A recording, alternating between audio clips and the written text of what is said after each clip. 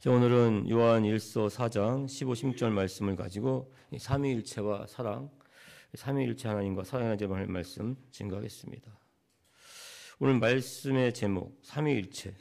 이 삼위일체 하나님에 대해서 자세하게 말씀드린 적은 한 번도 없는 것 같아요. 이 세상을 창조하신 성부 하나님, 우리를 구원하신 성자 예수님, 우리를 도우시는 성령 하나님에 대해서 이 성경 공부할 때 그리고 설교 말씀 가운데 잠깐 언급한 적은 있어요. 구체적으로 성부 하나님, 성자 예수님, 성령 하나님이 어떻게 삼위일체를 이루시는가, 이것에 대해서는 말씀드린 적이 한 번도 없습니다. 왜냐하면 이 삼위일체 하나님을 우리 인간의 지식이나 언어로는 설명하는 것이 불가능합니다. 신학교에서 조직신학을 배웁니다. 이 조직신학을 배우는 동안 삼위일체 하나님에 대해서 딱 1시간 배웠어요. 1시간 공부를 했습니다. 이 조직신학이란 그러한 과목은 하나님, 또 예수님, 성령님 이러한 그것을 신학적으로 하나하나 배우는 것인데, 조직신학이라는 그 강의, 그것을 한 학기 동안 배우면서 1시간 실론, 하나님에 대해서 공부하는 가운데 아주 잠깐 이 삼위일체에 대해서 공부를 했습니다. 성자 하나님, 성부 하나님, 성자 예수님, 성령 하나님, 이 세 분은 그 본질은 하나이고 또 동시에 각각 세 분으로 존재한다. 굉장히 이해하기 좀 힘듭니다. 애매모호한 그러한 강의를 들었어요. 간단히 말하면 1 더하기 1 더하기 1은 3이 아니라 1이다. 그런데 이것은 사람의 능력으로는 이해할 수도 없고 설명할 수도 없다. 하지만 이러한 삼위일체 하나님 우리는 신앙 가운데, 신앙생활하는 가운데 경험과 체험을 통해서 알 수 있다. 이렇게 배웠어요. 그리고 대학원에 가서는 삼위일체 하나님을 2학기 동안 배웠습니다. 삼위일체 하나님만 2학기를 배웠어요. 학설, 정의, 이론 등을 배웠는데 그때도 마찬가지였습니다. 이 삼위일체 하나님 우리 인간의 지식이나 능력으로 알 수 없는 신비의 영역이다. 이렇게 결론을 맺었던 기억이 있습니다. 그래서 이 성부 하나님, 성자 예수님, 성령 하나님은 하나의 본질이시고 또한 각각의 하나님이 다르다. 이렇게만 그냥 알고 있었어요. 그런데 이번 9월달, 10월달 11조 기도회 가운데 하나님의 이름에 대해서 말씀을 나눴습니다. 조금씩 생각이 바뀌었어요. 좀 더 이게 하나님에 대해서 깊이 깨닫게 됐습니다. 삼위일체 하나님에 대해서 생각을 하게 됐고, 그 가운데 삼위일체 하나님을 제 나름대로 한번 다시 정리하게 됐습니다. 그런데 하나님의 이름에 대해서, 하나님의 능력과 속성에 대해서 말씀을 나누면서 마음 한편에 무언가 중요한 것이 빠졌다는 생각을 하게 됐어요. 자, 유대교와 이슬람교와 기독교는 모두가 아브라함을 믿음의 조상으로 두고 있습니다. 아브라함이 믿는 하나님을 믿고 있어요. 아브라함이 믿는 하나님은 유일신입니다. 아브라함 당시 다른 이방 나라들은 여러 신, 다신론을 믿고 있었습니다. 하지만 아브라함과 그 후손들은 오직 야훼 하나님 한 분 유일신을 믿고 있었습니다. 아브라함의 아내 사라의 여종 하갈이 아브라함의 자식을 임신합니다. 근데 광야 가운데 도망쳐 나오게 돼요. 사라의 핍박으로 말미암아. 그때 그 사갈의 고통을 너무나 잘 아신 하나님께서는 하갈에게서 태어날 아이의 이름을 이스마엘이라고 짓습니다. 이 이스마엘의 후손이 지금의 아람 민족이 됩니다. 아람 민족이 믿고 있는 종교가 이슬람 종교예요. 그리고 아브라함의 아내 사라, 이 적자죠. 사라를 통해서 나온 이삭은 지금 유대인들의 조상이 됩니다. 즉 아브라함을 믿음의 조상으로 둔 유대교, 이슬람교, 기독교는 모두 다 하나님을 유일신으로 믿고 있는데, 유대교와 이슬람교는 삼위일체 하나님에서는 믿지 않고 있어요. 오히려 삼위일체 하나님을 이단 정죄합니다. 우상숭배라고 또 신성모독이라고 치부하고 있어요. 그럼에도 불구하고 우리 기독교에서는, 특히 초대교회에서는 삼위일체 하나님에 대한 믿음이 아주 굳건했습니다. 지금도 마찬가지죠. 이 초대교회 성도님들 또한 그 제자들 또 성부들, 그 교부들 모두 다 이 삼위일체 하나님에서 온전히 이해하지도 설명하지도 못했어요. 하지만 그럼에도 불구하고 굳건한 믿음이 있었어요. 그것은 이 신앙생활을 하는 가운데 이 삼위일체 하나님을 너무나도 강력하게 체험을 했기 때문입니다. 이해되지 않고 설명되지 않아도 믿음으로 받아들 수밖에 없는 이 삼위일체 하나님, 이 하나님이 분명히 계시다는 것을 이 초대교회 성도님들은 온몸으로 또 삶의 자리 가운데 강력하게 체험을 하고 있었습니다. 이러한 사실은 지금 이 시대를 사는 우리도 마찬가지입니다. 삼위일체 하나님뿐만이 아니죠. 이 성부 하나님, 이 성부 하나님도 우리는 온전히 이해할 수가 없습니다. 설명할 수도 없어요. 막연하지만 그럼에도 불구하고 믿음을 갖게 되는 것, 이 신앙의 신비입니다. 그래서 오늘은 이 삼위일체의 신비에 대해서 한번 살펴보는 시간을 갖겠습니다. 첫 번째, 이 초대교회에 나타난 삼위일체의 하나님입니다. 사실 이 초대교회에 있어서 삼위일체 하나님에 대한 믿음은 하나의 선택이 아니었습니다. 생존이 걸린 문제였어요. 죽느냐 사느냐 돌에 맞아 죽을 수도 있었습니다. 왜냐하면 그 당시 유대 교회에서는 오직 유일하신 하나님을 믿고 있었기 때문입니다. 그래서 하나님의 아들이라 일컫는 예수님은 신성모독이었어요. 그래서 예수님이 이 신성모독이라는 제명 아래 십자가에 못 박혀 죽으셨습니다. 유대교에 있어서 하나님의 아들 성자 예수님은 그 이름 자체가 신성모독이었습니다. 죽어 마땅한 이단 종파의 우두머리였어요. 그래서 초대교회 많은 성도님들은 핍박과 박해를 받을 수밖에 없었어요. 다른 나라로 흩어지기도 했고 또한 예루살렘에 남아서 그 믿음을 지킨 성도님들도 있었습니다. 왜냐하면 계속해서 말씀드리지만 이 삼위일체 하나님, 성부 하나님, 성자 예수님, 성령 하나님에 대한 확고한 체험과 믿음이 있었기 때문입니다. 그리고 정말 이해할 수 없고 설명할 수 없는 삼위일체에 대한 신학이 정립된 것은 이 초대교회로부터 약 300년이 지난 다음이에요.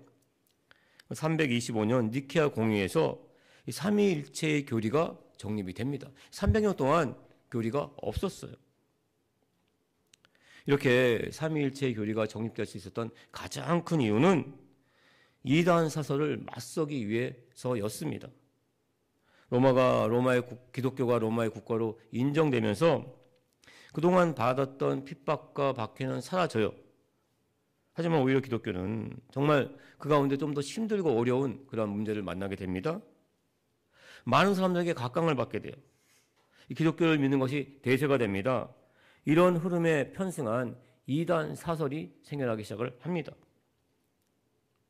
이 초대교회에서 나타난 대표적인 이단 사설은 이 가연설과 양태론입니다. 가연설과 양태론. 이것은 이 삼위일체의 하나님과 굉장히 밀접하게 연관이 되어 있어요. 가연설. 이 가연설은 말 그대로 거짓과 나타날 현실 가운데 거짓으로 나타나 보인다는 뜻을 가지고 있습니다. 이 당시 이 영지주의자들은 이 땅에 오신 예수님이 실제로 육신의 옷을 입고 오지 않았다고 환상일 뿐이라고 주장을 했습니다.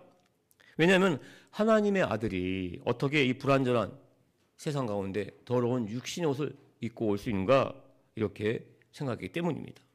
이 영지주의는 말 그대로 신비로운 영적 지식을 통해서 구원을 받는다는 주의입니다. 이 영주의들은 육신뿐만이 아니라 육신이 행하는 모든 것도 다 나쁘다고 악하다고 생각을 했어요. 그 성경 말씀 요한복음 1장 14절 말씀이 육신이 되어 우리 가운데 거하심에 우리가 그의 영광을 보니 아버지의 독생자의 영광이요 은혜와 진리가 충만하더라. 말씀이 육신이 되어 온 예수님을 부정합니다. 이 말씀이 육신이 되어 오신 이 예수님을 부정하게 되면 십자가도 부정하게 되고 부활도 부정하게 되는 것입니다. 그런데 이와 같은 영지주의는 지금 현재에도 존재하고 있습니다. 언제 한번 말씀을 드렸어요. 바로 뉴 에이지 사상이에요. 영적인 신비를 깨닫는 것, 그 알을 통해서 구원을 받는다고 뉴 에이지에서는 말하고 있습니다. 그러니까 깨달음을 얻으면, 득도하게 되면 하나님처럼 될 수 있다고 믿고 있습니다. 이 대표적인 책은 이 성자가 된 청소부예요. 물론 열심히 청소하는 가운데서 오는 깨달음, 그 삶의 지혜는 얻을 수가 있어요. 하지만 아무리 열심히 청소해도 절대로 하나님은 될 수가 없는데 하나님이 될 수 있다고 저 책에서는 말하고 있습니다. 요가를 뉴 에이지 운동이라고 하는 결정적인 이유입니다. 요가의 원래 목적은 다이어트가 아니에요. 운동이 아니라 육신을 초월하는 정신 집중, 그 깨달음을 통해서 신의 경지에 오를 수 있다는 것이 요가입니다.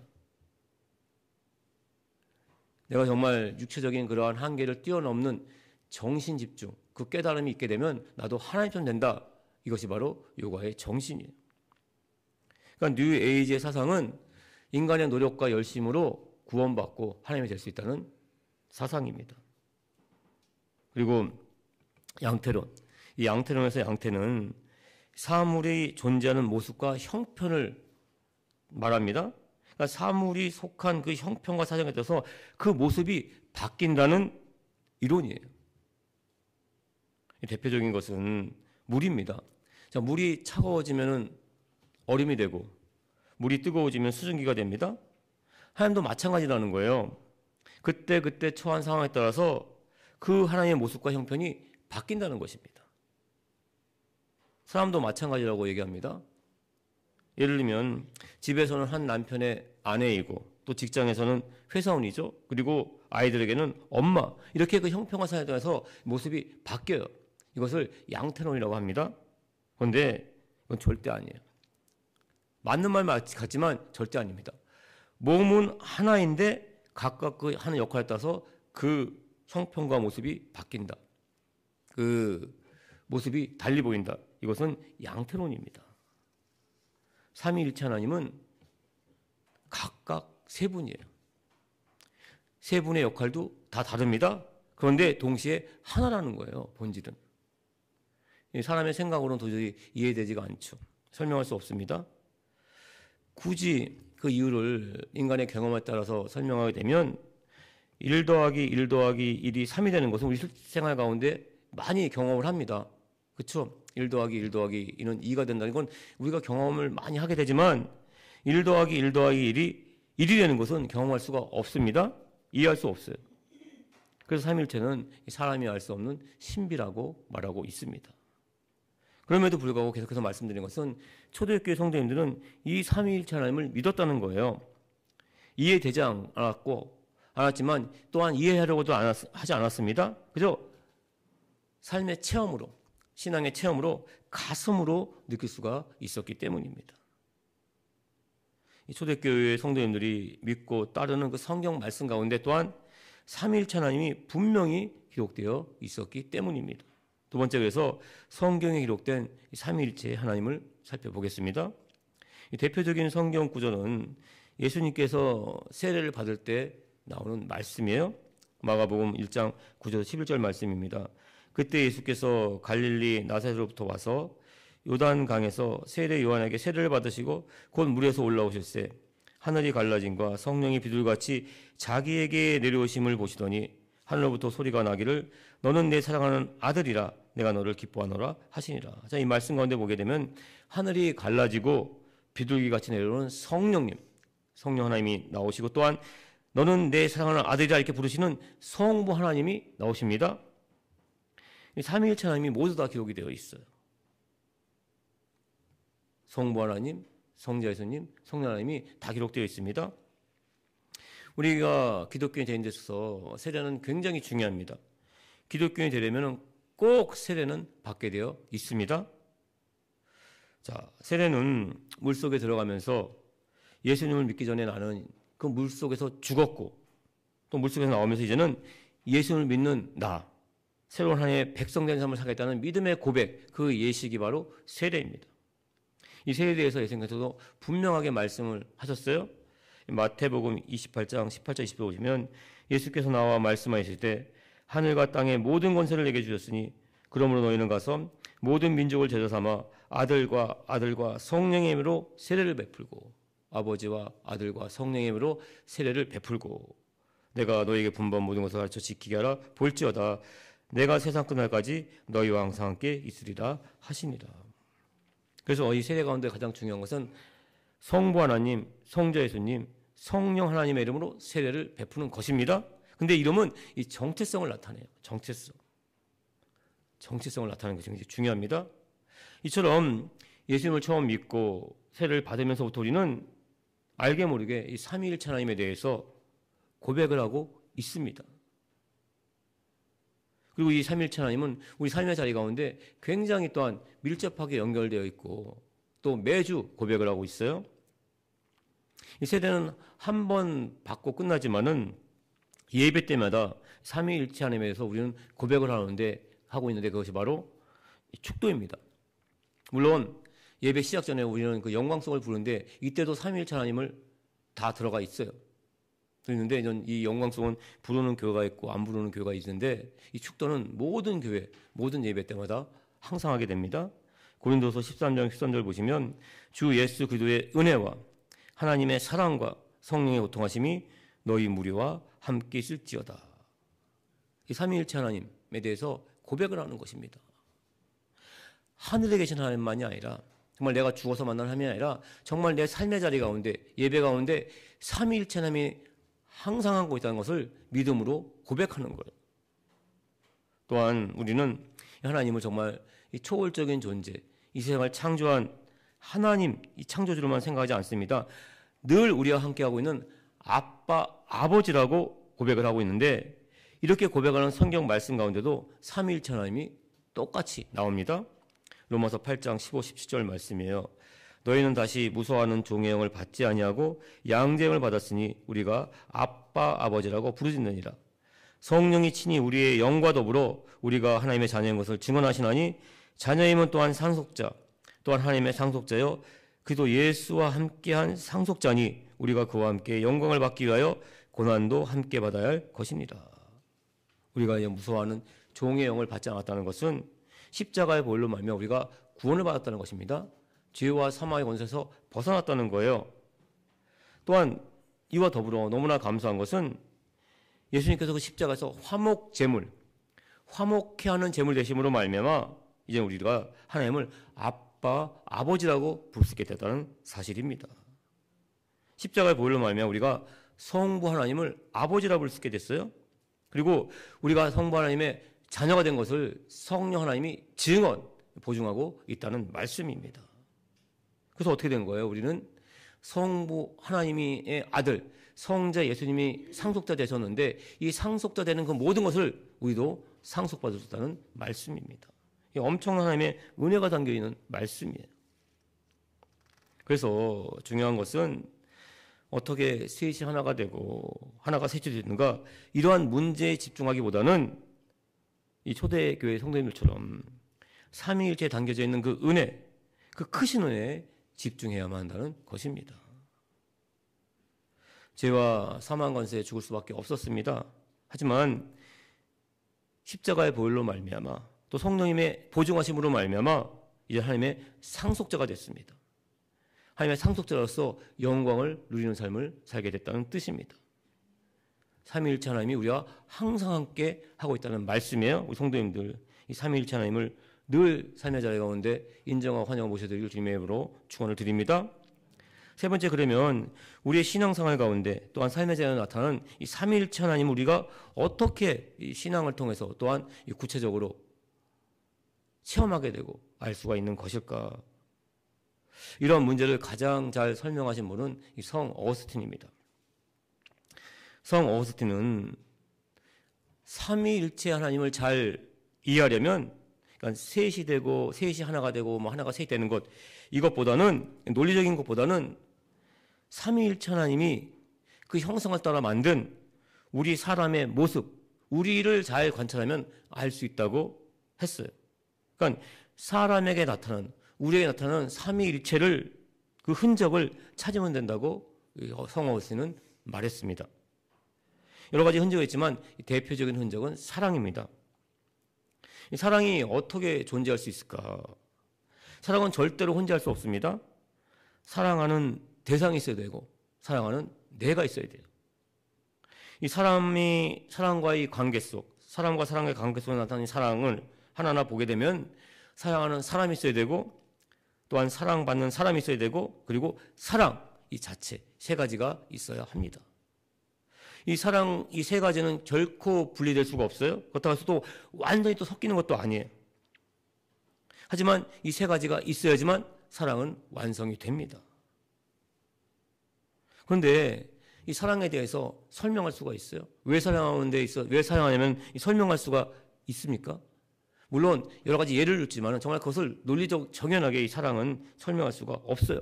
이 사랑 또한 신비의 영역입니다.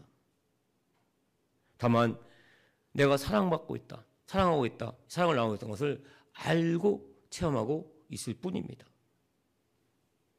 막연하지만 상대방이 나를 사랑하는 것을 믿기 때문에 그 사랑이 너무나 좋고 늘 함께하고 싶다는 생각을 갖게 되기 때문입니다. 성어스틴은 이렇게 사랑에 대해서 정의를 했는데 이 성어스틴이 이렇게 사랑을 가지고 삼위일체를 설명할 수 있던 것은 이 감정에 대한 문제가 아닙니다. 자기 자신이 느끼고 있는 사랑이 아니라 성경 말씀에 기록이 되어 있어요. 어떻게? 하나님은 사랑이시라. 이 말씀을 가지고 이 삼위일체 하나님을 설명했습니다. 요한 1서 4장 15, 16절입니다. 누구든지 예수님을 하나님의 아들이라 시인하면 하나님이 그 안에 거하시고 그도 하나님 안에 거하느니라. 하나님이 우리를 사랑하시는 사랑을 우리가 알고 믿었노니 하나님은 사랑이시라. 하나님은 사랑이시라. 사랑 안에 거하는 자는 하나님 안에 거하고 하나님도 그 안에 거하시느니라. 우리를 구원하신 십자가의 보혈, 그 보혈의 사랑, 그 보혈의 사랑을 미리 계획하시고 베푸신 분은 바로 성부 하나님이라는 말씀입니다. 그러니까 성부 하나님의 사랑이 먼저 있었기 때문에 십자가의 사랑이 있었다는 말씀이에요. 자, 그림 하나 보겠습니다. 이 그림은 안드레이 르블로브라는 화가가 그린 이 삼위일체 하나님을 가장 잘 설명했다고 하는 굉장히 유명한 성화예요. 자, 이 성화 중에서 1번, 2번, 3번 중에서 성부 하나님이 과연 누구라고 생각을 하십니까? 성부 하나님. 먼저 성자 예수님을 확실히 알게 되면은 성부 하나님을 알 수가 있어요. 이 성자 예수님은 가운데에 앉아 있는 2번입니다. 어떻게 알 수 있는가 하면 입고 있는 옷을 보면 알 수가 있어요. 세 분 모두 다 파란색 계통의 옷도 입고 있고 약간 누르스름한 옷도 입고 있는데 가운데 계신 예수님은 오직 하늘색 옷과 또 빨간색 옷을 입고 있습니다. 왜냐하면 하늘색은 하늘을 상징하고 빨간색은 땅을 상징합니다. 즉 성육신하신 하나님에게도 불구하고 이 땅에 오신 예수님을 상징하는 옷이에요. 그래서 가운데 계신 분은 성자 예수님이시고 성부 하나님은 어떻게 할 수 있냐면은 저 성자 예수님이 바라보는 분이 바로 성부 예수님이에요. 성부 하나님입니다. 성부 하나님을 우리 인간이 감히 쳐다볼 수가 없어요. 성부 하나님을 우리가 보게 되면 우리는 죽습니다. 요한복음 14장 9절 말씀입니다. 예수께서 이르시되 빌립아 내가 이렇게 오래 너희와 함께 있으되 내가 나를 알지 못하느냐? 나를 본 자는 할아버지를 보았거늘 어찌하여 아버지를 보이라 하느냐? 예수님 분명히 나를 본 자는 하나님을 봤다고 이렇게 말씀했기 때문입니다. 그러니까 성자 예수님이 바라보는 분이 바로 성부 하나님이에요. 그러면 자연스럽게 성령 하나님은 누군지 알 수 있죠. 그런데 여기서 이 성령 하나님이 바라보는 저 접시에 담긴 양고기입니다. 이 접시에 담긴 이 그릇이 있습니다. 성령 하나님은 저 접시를 바라보고 있어요. 양고기에 담긴 접시를 바라보고 있는데 왜 바라보고 있냐면은 이 성령 하나님은 성자 예수님이 누구신지 우리에게 분명히 알려주기 위해서입니다. 요한복음 16장 13, 14절이에요. 그러나 진리의 성령이 오시면 그가 너희를 모든 진리 가운데로 인도하시리니 그가 스스로 말하지 않고 오직 들은 것을 말하며 장래를 너희에게 알리시리라. 그가 내 영광을 나타내리니 내 것을 가지고 너희에게 알리겠습니다. 그러니까 성령 하나님은 예수님이 우리를 위해서 대속제물, 그러니까 어린 양의 그 피를 흘렸다는 것을 우리에게 알려주기 위해서 저렇게 그것을 보고 있는 것입니다. 그리고 그 양고기 그것을 보고 있는 것입니다. 이처럼 성자 예수님은 성부 하나님을 바라보고 성부 하나님은 성령 하나님을 바라보고 있어요. 성령 하나님은 또한 우리를 위해서 희생당하신 예수님을 바라보고 있는데 재단 성령 하나님이 가리키는 손가락, 이 손가락이 과연 무엇일까? 손가락을 잘 보게 되면은 이 제단을 가리키고 있습니다. 제단. 이 제단을 지금 교회에서는 만들지 않지만은 이 초대교회나 아니면 또 그 로마 카톨릭 교회에서는 항상 교회 안에는 이 제단이 있었어요. 이 제단에는 성인이나 이 순교자들의 유품이 들어있었습니다. 그것을 넣어두는 곳이 제단이었어요. 무슨 뜻인가 하면 이 성령님이 이 제단을 가리키는 이유는 너희가 여기 들어와야 할 자리라는 뜻입니다. 너희도 성인된 삶을 살고 순교자의 증인된 삶을 살아서 이곳 제단에 들어와라. 그래서 우리와 함께 있자 이렇게 가르치고 있는 것입니다. 초대하시는 거예요. 그런데 우리는 우리의 힘과 능력으로는 절대로 그 초대에 들어갈 수가 없습니다. 어떻게 하면 될 것인가? 자, 성부 하나님의 시선과 성령 하나님, 그리고 이 성자 예수님의 그 양과 성령 예수님과 또 양고기가 담긴 그릇, 그리고 제단 이렇게 연결하게 되면은 십자가가 됩니다. 무슨 말씀인가 하면은 우리가 성인된 삶을 살고 또한 순교자의 증인된 삶을 살려면은 십자가를 지는 삶을 살아야 한다는 것입니다. 아멘. 예수님께서 분명히 말씀하셨어요. 마가복음 8장 34절입니다. 무리와 제자들에게 불러 이르시되 누구든지 나를 따르거든 자기를 부인하고 자기 십자가를 지고 나를 따를 것이니라. 이 말씀을 정리하겠습니다. 이 삼위일체 하나님은 이해할 수도 없고 설명할 수도 없어요. 그럼에도 불구하고 제가 이렇게 말씀을 드리는 것은 꼭 한번 이 말씀을 드려야겠다는 생각을 했기 때문입니다. 이 삼위일체 하나님 굳이 막 설명하다 보면은 무리하다 보면은 이단 사설로 빠질 수가 있습니다. 제가 이 말씀을 주면서 정말 깨달은 것은 십자가가 굉장히 중요하다는 거예요. 십자가의 구원의 역사, 십자가의 보혈의 역사는 우리를 천국, 하나님 백성 되게 하는 것뿐만이 아니라 삼위일체 하나님 사랑 안에 우리가 하나 되게 한다는 거예요. 성령 하나님이 우리를 그 양고기를 이렇게 보시면서 제단으로 초대하듯이 우리를 그 십자가를 통해서 우리를 하나님의 사랑으로 우리를 초대하고 있다는 것입니다. 하나님은 사랑이시라 꼭 기억해 주님의 축원드립니다. 십자가의 그 사랑, 이전에 하나님의 사랑이 먼저 있었어요. 하나님의 형상대로 만들어진 우리는 하나님처럼 사랑할 수가 있습니다. 우리는 하나님의 형상대로 만들었기 때문에 사랑이신 하나님, 그 형상대로 만들었기 때문에 우리 안에는 분명히 사랑이 있습니다. 우리 성도님들, 십자가의 사랑, 그 삼위일체 사랑을 증거하시길 주님의 축원드립니다. 정말 십자가의 사랑을 가지고 삼위일체 사랑에 들어가서 모든 하나님의 그 사랑을 누리시는 우리 성도님 되시기를 주님의 이름으로 축원을 드립니다. 기도하겠습니다.